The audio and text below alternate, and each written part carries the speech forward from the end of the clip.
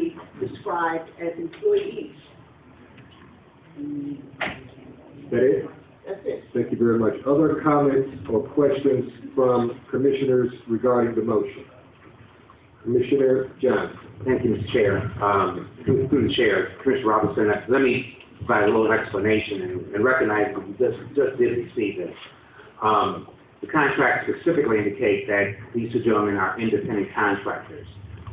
It's in the contract, and in fact, the job descriptions clearly indicated we would not be paying any benefits.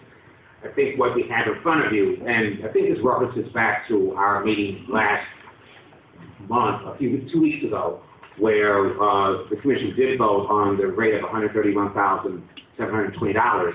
I think Commissioner Lamont decided that we would at least explain to the public how we reached that figure of $131,720. And what you have in front of you is the rationale for the $131,720. As Chairman Hendrix indicated, we'll give them the $131,720. They do with it whatever they please. And by indicating that, and what we did, and the rationale that was used, was that we took the rate of pay for the executive director from the last charter commission of $69,900, and then based on inflation in 2010 dollars, that comes to $96,535.51. That's the first thing. Then, even though we're not paying medical benefits, we did look at what that might cost because we're not providing them, but certainly based upon what's happened in Washington, we recognize people do need health insurance. We took what we thought would be the cost of health insurance. He may decide to use that health insurance, he may not. That's really on them. But we took what we thought would be the cost of medical insurance for family of 4, which amounts to $16,771, and added 10% for a total of $18,448. So we added that to the $96,535.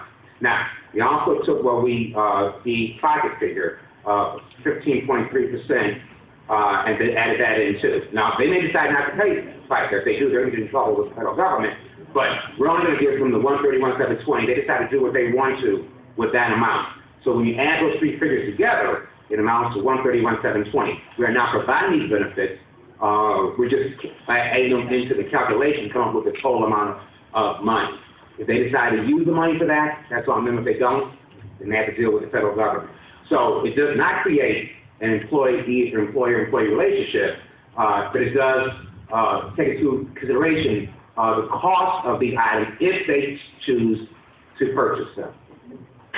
So I hope that explains, through the Chair, the calculations, how we reach that, and that is clear in both contracts that they're independent contractors who are not providing insurance benefits, pension benefits, workers' comp, or any of those things. And matter of fact, the contract, and recognize you just received it. There's an indemnity clause that holds the city and the commissioner harmless for any injury they may suffer on the job because we're not providing workers' compensation for them.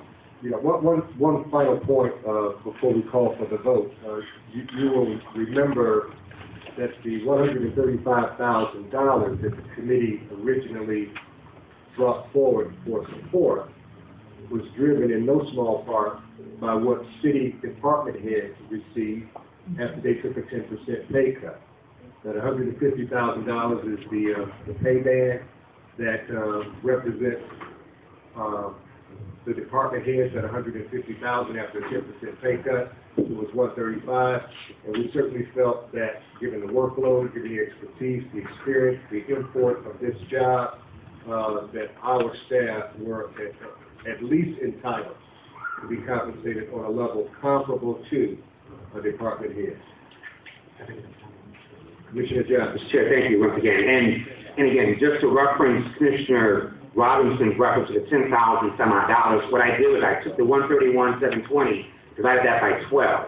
So what you see on in the Schedule B, what you see that it indicates, first of all, that the fee to be paid them will be $10,976.67, which represents 1/12 of the $131,720.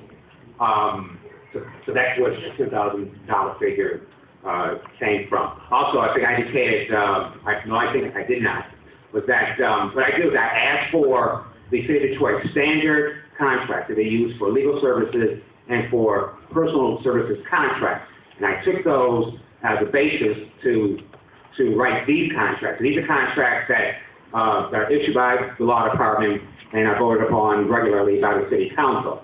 Now, I certainly did tweak them in order to meet our situation, so I changed terms to indicate that we're dealing with the general counsel and executive director. So I made those changes. But as Commissioner Blount indicated earlier, the substance of these contracts, which is the salary and the scope of services, have been voted upon by this commission already. The rest of this language is pretty much boilerplate language that I lifted from the contracts that are provided by the law department to the city council when they engage other consultants and work for the city.